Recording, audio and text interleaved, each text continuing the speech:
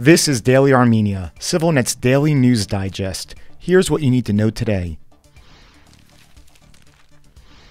In a remarkable development for the region, Georgia was granted European Union candidate status yesterday. Armenian Foreign Minister Ararat Mirzoyan congratulated his Georgian counterpart on the important move, the start of a potentially long road towards joining the body. Yerevan has similarly indicated its own hopes for closer relations with the EU as it eagerly looks to the West, amidst deteriorating relations with its traditional ally, Russia. Meanwhile, in his first annual press conference since the start of the Ukraine war in early 2022, Russian President Vladimir Putin called it unwise if Armenia were to leave the CSTO, Eurasian Economic Union, and the Commonwealth of Independent States, Russian-led multilateral bodies. Putin also rejected blame for Russian peacekeepers failing to stop the ethnic cleansing of Nagorno-Karabakh, instead putting it on Armenian Prime Minister Nikol Pashinyan for recognizing the region as part of Azerbaijan. In late September of this year, Azerbaijan launched a lightning offensive which resulted in the near-complete ethnic cleansing of Armenians. Russian Deputy Prime Minister Alexei Overchuk met with Pashinyan today in Yerevan, where they discussed cooperation within the Eurasian Economic Platform and the potential for unblocking transport channels in the South Caucasus. This comes against the backdrop of high-ranking Armenian officials refusing to attend Moscow-organized platforms.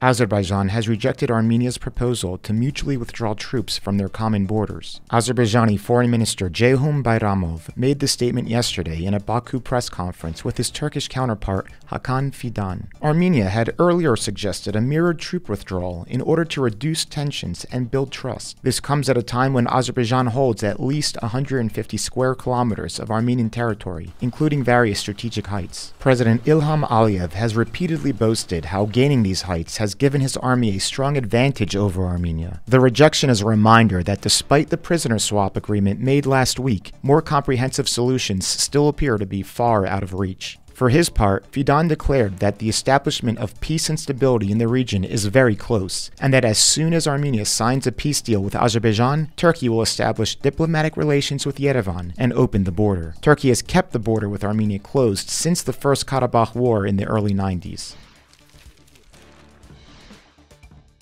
On this week's Insights, CivilNet's political commentator Eric Hagopian analyzes President Aliyev's announcement last week of early presidential elections. He suggests this was done to delay making peace with Armenia, as Aliyev is caught between increased Western pressure to do so and Moscow's opposition to the loss of its role as a primary mediator. According to Hagopian, Aliyev is wary not to frustrate Russia amid stalling Western support for Ukraine, which could lead to a Russian resurgence throughout the region. For more, including this week's prisoner swap and a year-end review of Armenia's economy, be sure to catch Insights with Eric. In addition, come along with CivilNet as it visits the Armenian Malinois project, a locally first-of-its-kind volunteer search and rescue team using Belgian Malinois dogs. You'll meet the volunteers and their dogs, who are preparing to save lives and enhance Armenia's emergency response capabilities. Links to both these videos can be found in the description and on our website. And as always, please follow CivilNet for the latest news and independent reporting from our contributors on the ground here in Armenia.